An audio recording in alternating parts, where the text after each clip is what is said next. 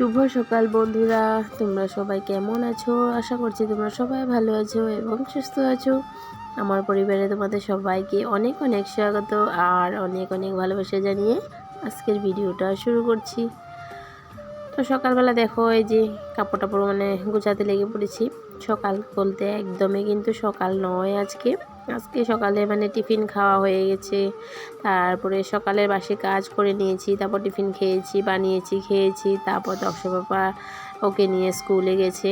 তারপর আমি আজকে ভিডিওটা শুরু করছি, কারণ হুড়স্থুল একটু ছিল, তো তার জন্য আজকেও কিন্তু উঠতে লেট হয়ে গেছে।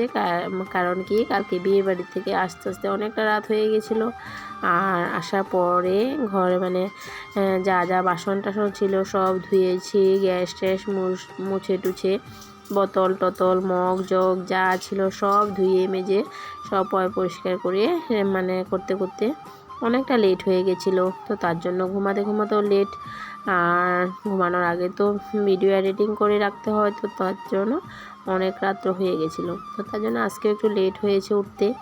আর লেট হয়েছে সকালবেলায় বৃষ্টি হচ্ছিল, তো বৃষ্টি হলে দেখবে একদম ঘুমটা আরও ভাঙে না, তো তার জন্য আর কি বেশি লেট হয়ে গেছে আর কি।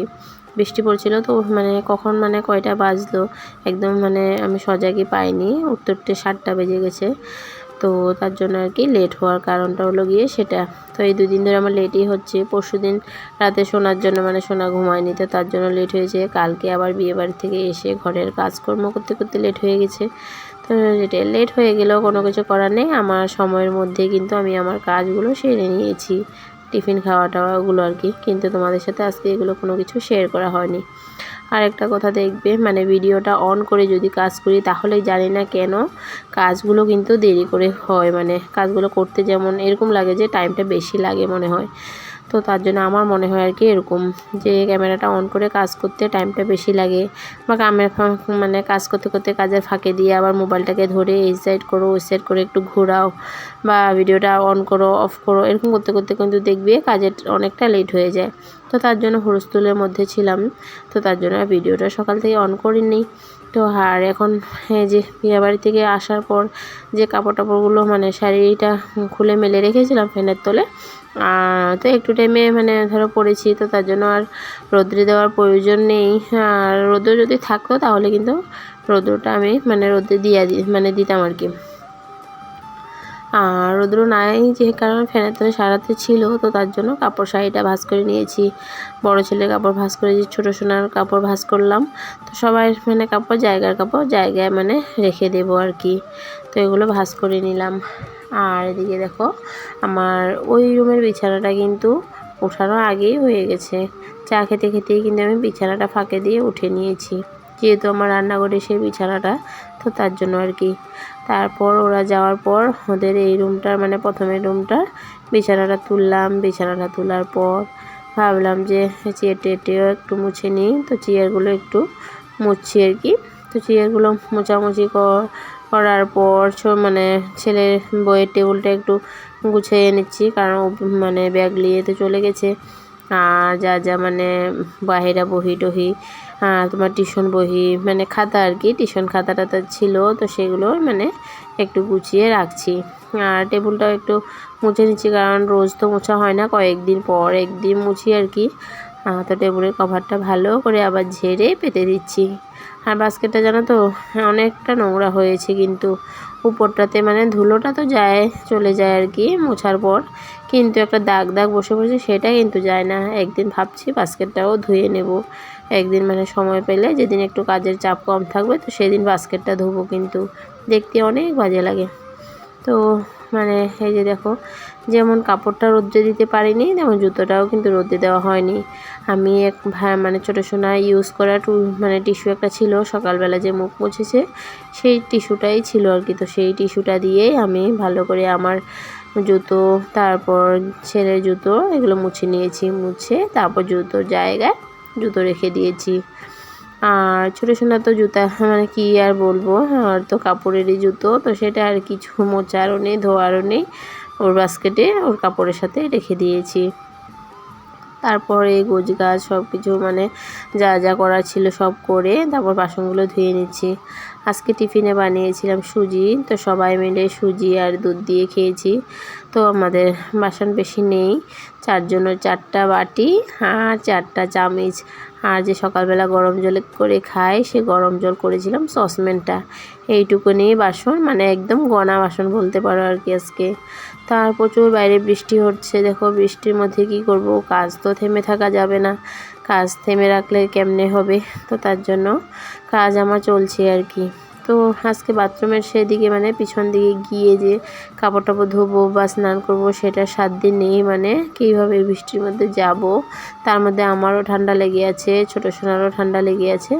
তো তার জন্য আর কি আমি ভাবলাম এইখানেই বৃষ্টির জল পড়ছে, তো বৃষ্টির জল ধরেই কাপড় টাপড়গুলো ধুয়ে নিই। তো সেটা ভেবেই কিন্তু জানো তো বৃষ্টির জলটা প্রচুর ঠান্ডা ছিল, তো ঠান্ডা থাকার পরেও কোনো কিছু করার নেই, মানে আমি যেহেতু পিছনে যেতে পারছি না, আর বসে থাকলে আমারই লেট হয়ে যাবে, লস হয়ে যাবে আর কি। তো সময়টা নষ্ট করা যাবে না। ছোটো সোনাকে মানে বাইরেদের ঘরে দিয়ে এসে তারপর আমি এদিকে কাপড়গুলো ধুয়ে নিচ্ছি। আর কাপড় টাপড়গুলো ধুয়ে তারপর আর কি তোমার রান্না বান্না করতে হবে।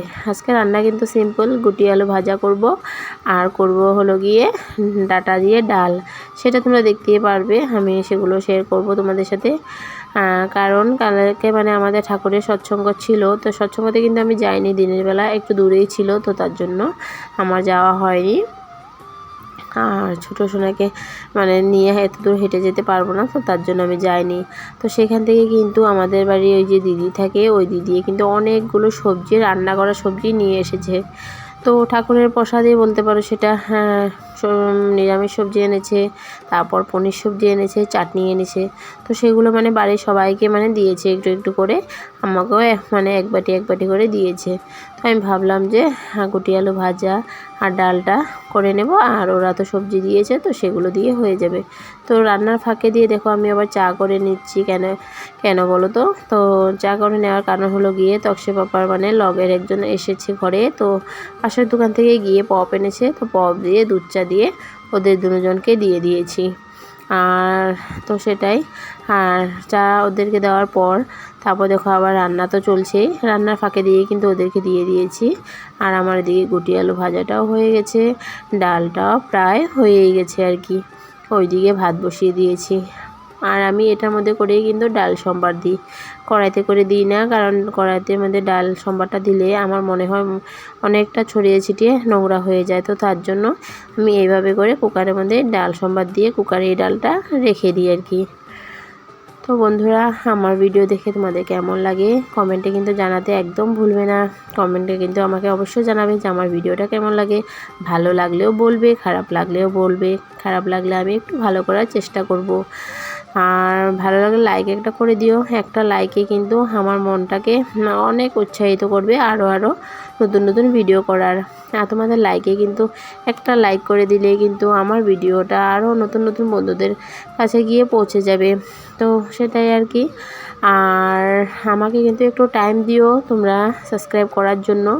অনেক দিদিভাইরা কিন্তু সাবস্ক্রাইব মানে কম করেছি বলে কমেন্ট তো করো ঠিকই, কিন্তু সাবস্ক্রাইব মনে হয় করো না, কারণ যদি সাবস্ক্রাইব করতে তোমাদের কিন্তু আমি নিজেই তোমাদের ফটো দেখতে পেতাম আর কি। তো এরকম করে সাবস্ক্রাইব করো না। আর যাদের মানে আমার ভিডিও দেখে ভালো লাগে, তো তোমরা যদি সাবস্ক্রাইব করো আমি কিন্তু তোমাদের সাবস্ক্রাইব ব্যাক দেবই, এটা একদম 100%। আমি কাউকে কিন্তু আমাকে সাবস্ক্রাইব যে করে আমি তাকে ব্যাক সাবস্ক্রাইব নিশ্চয়ই করি, কিন্তু শুধু আমাকে 24 ঘন্টা টাইম দিতে হবে, আমি কিন্তু 24 ঘন্টা পরই তোমাদেরকে ব্যাক সাবস্ক্রাইবটা দেবো আর কি। কারণ গিয়ে হলো ব্যাক সাবস্ক্রাইব 24 ঘন্টা পরেই দিতে হয়। তোমাদেরকে কেউ যদি সাবস্ক্রাইব করে তাহলে তোমরাও কিন্তু 24 ঘন্টা পরেই ব্যাক দিও, কারণ না হলে ইউটিউব থেকে আমাদের চ্যানেলটা মানে অনেক ক্ষতি হয়ে যাবে। আর তো সেটাই আর কি, তো তার জন্য একটু অপেক্ষা করে নিও। আমি কিন্তু তোমাদেরকে, আমাকে যদি কেউ সাবস্ক্রাইব করো তাহলে আমি তোমাদেরকে নিশ্চয়ই সাবস্ক্রাইব করব, শুধু একটু লেট হয়ে যাবে, মানে 24 ঘন্টা পর করব আমি আর কি, সঙ্গে সঙ্গেই করব না। আর তোমরাও কাউকে সঙ্গে সঙ্গে কাউকে সাবস্ক্রাইব করো না আর কি, তো সেটাই। আর স্কিপ না করে আমার পুরো ভিডিওটা দেখার অনুরোধ রইল তোমাদের কাছে, কারণ তোমরা যদি স্কিপ করে দেখো তাহলে আমার ওয়াচ টাইমটা কমপ্লিট করতে পারবো না। আর আমিও কিন্তু তোমাদের কারো ভিডিও স্কিপ করে দেখি না। তো আজকের জন্য ভিডিওটা এতটুকু রইল। Tata, bye bye.